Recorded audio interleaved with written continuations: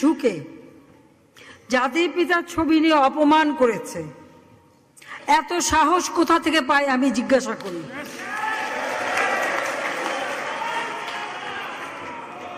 আমি জানি না আমাদের হাই কমিশনার এখন কারা বসেছিল এবং তারা সেখানে কিছুই করতে পারলো না কেন, সেটাও বড় প্রশ্ন।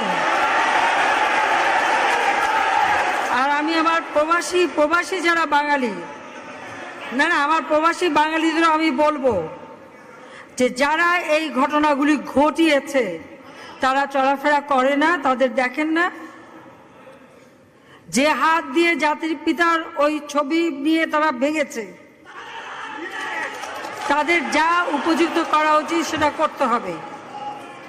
কারণ জাতির পিতার নাম মুছে ফেলার চেষ্টা করা হয়েছিল, তো তারিখ যেহেতু দূরের কথা, ওর বাপ তো চেষ্টা করেছিল এই নাম মুছতে, ওর বাপও চেষ্টা করেছে, মাও চেষ্টা করেছে। তারা কি পেয়েছে নাম মুছতে?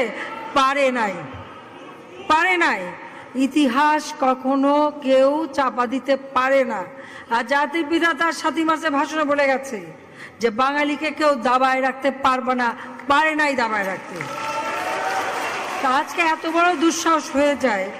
হ্যাঁ, আমি প্রধানমন্ত্রী এসে আমারটা যা করুক ওটা আমি কিছু মনে করি না, কিন্তু তিনি আমাদের জাতির পিতা, যে আইন আছে সেখানে হাত দেবে এত সাহস কোত্থেকে পেল? তারিখ যে ভুলে